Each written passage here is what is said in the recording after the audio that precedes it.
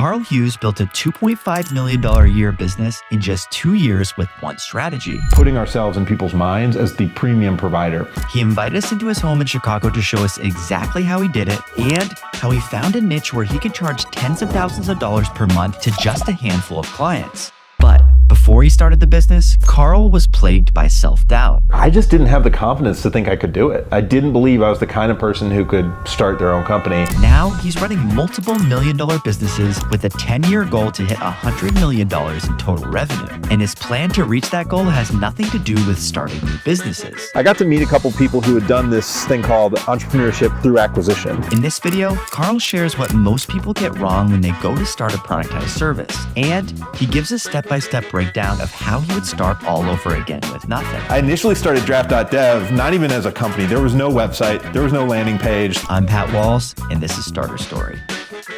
Yeah. Thanks for having me, dude. Good to see you, Pat. Tell me about who you are and what you built. My name is Karl Hughes. I run draft.dev primarily, and then actually just recently bought a second business. I'll start with draft.dev. What we do there is we create technical content aimed at software engineers for marketing purposes. So this is for companies that want to reach software developers. We've grown in 3 years to over $2.5 million in revenue. We've got a full-time team of 6 or 7, and then hundreds of contractors, literally hundreds around the world in 54 countries. So that's where I'm at today.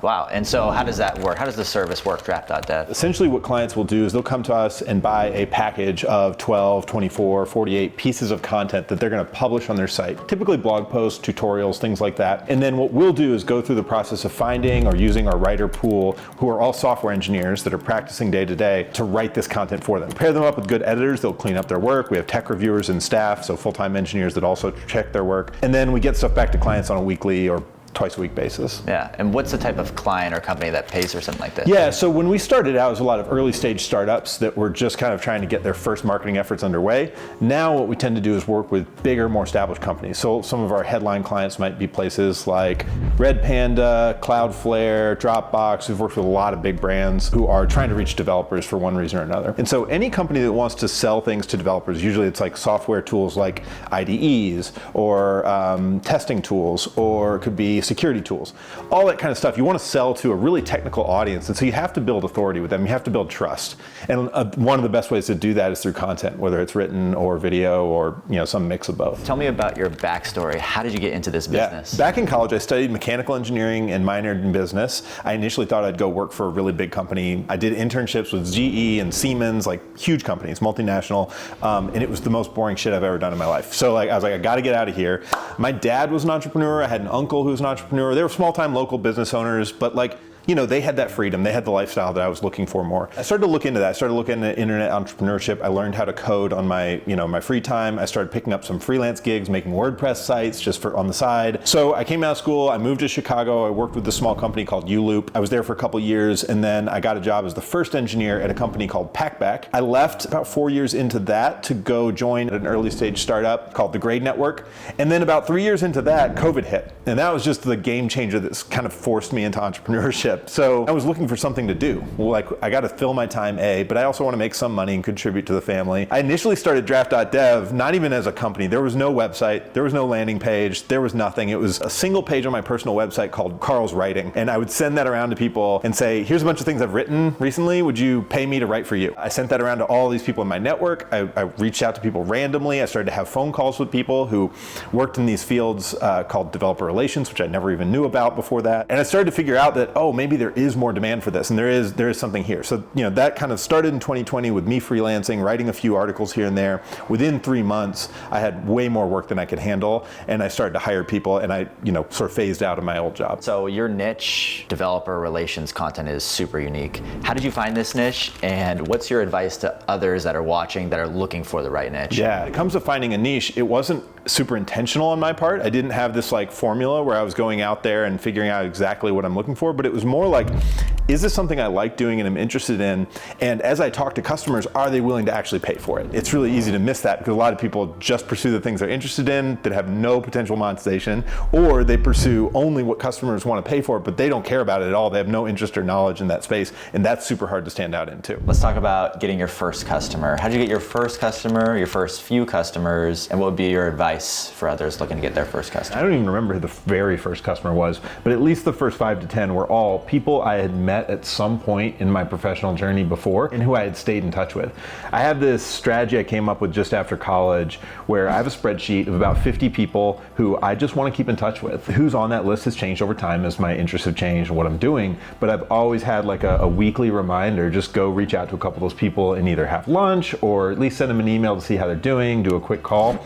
And that network list has been one of the most powerful things in my career. It literally got me my last 2 startup jobs. It got me started with draft.dev. And so that small amount of effort, as much as it doesn't pay off quickly, was super helpful in the long run as starting a business. Let's talk about the fundamentals of a productized service. How is your team set up in terms of employees, contractors, and partners? Again, it's kind of grown over time. It started off where we would have a writer and an editor, and then I would kind of sit in and do all the tech reviews, is what we call them, where I'd just see, like, is this technically a very strong article? Does it make sense? Is an engineer that's actually like pretty experienced going to buy it? And eventually I hired out a full-time engineer to do those tech reviews, and then a few engineers that were kind of helping out on that. The team today at draft.dev is a little smaller than we were at our peak last year, just because tech is kind of been in a downturn. VC funding is about a third of what it was last year.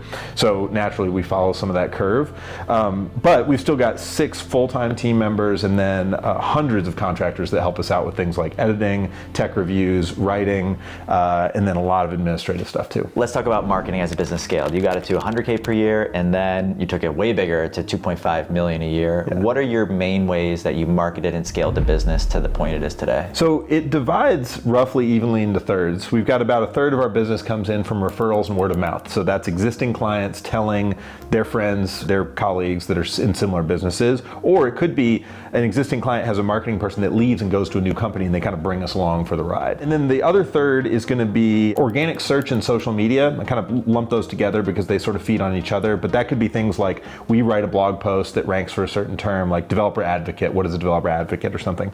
And then we also write a lot of social media posts that help kind of push people towards that same thing. And then that last third is cold outreach and just unknown, random things that come up. We've always positioned ourselves as the premium service in this niche. Therefore, we don't do a lot of discounting. We don't do a lot of one-off trials. We make people sign quarterly commitments. And that's all by design. Like the best agencies, when you look at the way they do it, they don't do little one-off work for people. And part of it's just a nature of our costs. Like our costs are pretty high per article because we're paying engineers for their time.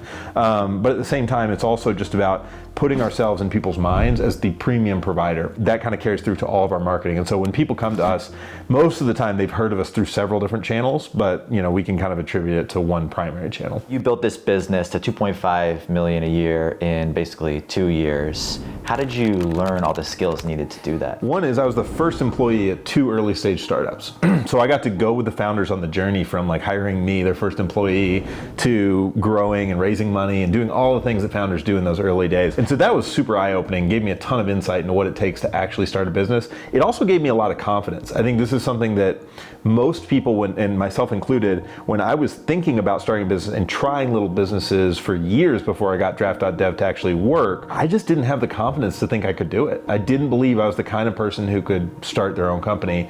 And seeing founders do that firsthand, who were no different than me, they weren't smarter, they weren't more educated, they were able to do it. It made me realize like, oh, this is very possible. It's not as unachievable as you might think. And that's where like surrounding yourself with other entrepreneurs, people who are maybe one step ahead of you, is super powerful. I spent 7 years trying to build 24 different businesses, but only one of them was successful. Now that business makes over $1 million a year, but I could have done it a lot faster if I studied already successful businesses. Imagine you could read the exact steps to how someone built $1 million business and the mistakes they made so you can avoid them when you launch. Well, at Starter Story, we have a library of over 4,000 case studies and business idea breakdowns where you can do this all backed by real data. For example, Luke joined Starter Story and dove into our case study about a newsletter that makes $25 million a year. Just 1 month later, he launched his own newsletter and did $5,800 in revenue in 30 days. It's simple. He studied what works, implemented it, and avoided the mistakes of people that were just a few steps ahead of him. So if you're serious about finding a business idea that works and making your first dollar 10 times faster, check out the first link in the description. We're running a special right now for anyone coming from the channel. Anyways, enjoy the rest of the video. Peace. I also got a lot of experiential practice by starting little side projects that never really took off. So I had a ton of these, like at least 10 of them that I actually have some documentation around of like what I tried to do in the business, how it didn't work, what I did learn from it. All of these little experiences add up and they stack up on top of each other. So I think it's important as an entrepreneur, even if you're struggling and going through a million different little iterations of projects and you're not hitting your stride, like that's okay, that's part of the journey, and you have to accept that and just keep trying anyway. If I hadn't kept trying, then we wouldn't be here, right? So draft.dev, massive success in 2 years. What do you think made it so successful? I was able to do it part-time and kind of get myself, like, make sure it was viable before I went full on into it. I think that would have been really tough to put the pressure on myself to like go 100% full-time. Market timing was a big factor. COVID had just happened. All the tech companies that were doing marketing had to redirect their conference in-person budgets into something because they were all getting funding still. They still had a lot of money to play with. As we started draft.dev, all of a sudden there's just, you know, hundreds and hundreds of thousands of dollars being dumped into marketing in content in the developer space, and we were so niche and so specific that we built trust much faster than a company that was just a general purpose content agency would have done. So with draft.dev, you proved that the model works, and now you bought another productized service. Can you tell me more about that? Yeah, for sure, Pat. Last year when draft.dev was growing, I was able to take a whole month off when my second son was born, and I kind of had this like existential crisis, like what am I doing and what am I building this for? Like what's the point? Because I had kind of achieved the goal that I set out to at the beginning, which was take a month off and the company runs without me. I got to meet a couple people who had done this thing called entrepreneurship through acquisition, which is basically going out and buying a small business and taking it over and running it. And so I got together with a friend of mine. I kind of sold him on this vision. We had been talking about doing a project together for a couple of years. He's like, yeah, I'll come along, let's do it. So we got the money together to put to kind of go in and start looking for a company. We went through and talked to at least 50 to 100 founders about their business, how big it was, what might make sense for them to if they wanted to exit. And then we found 3 or 4 that looked really good. And we finally settled on one that we really liked and the founder was ready to go. What it showed me was A, it's possible to buy another business. B, now that we've run it for a few months, it's possible to run someone else's business. And it lets you skip years of work. And I mean, I don't want to say that's free because we paid for it, right? And there's a lot of debt that's on the table. But at the same time, like we've now jump-started our second company. Our goal was to, you know, learn how this process works for buying a company, prove that we can do it and we can run it, we can make it better, hopefully over time, and then hopefully do it again in a couple years. Let's talk about the opportunity of productized services. They're kind of blowing up right now. Why do you think this is, and why are you so bullish on them? Productized services are super appealing. They were for me because they'll allow you to start a business that is theoretically scalable, but at the same time takes very little cost to get started with. So I think they're a great place to start for a lot of entrepreneurs. They're kind of a little bit of the best of both worlds of like a traditional agency or consulting model mixed with SaaS and that, you know, reoccurring revenue. If someone's starting a productized service today, what do you think are some of the best niches or industries or verticals to go after? I would kind of look at the way I started draft.dev. What's something you're interested in and have the skills to maybe do on your own at the beginning, especially if you're a first-time entrepreneur, because I'll admit that you shouldn't be doing all the work forever, but hiring other people is a whole skill that you have to learn over time.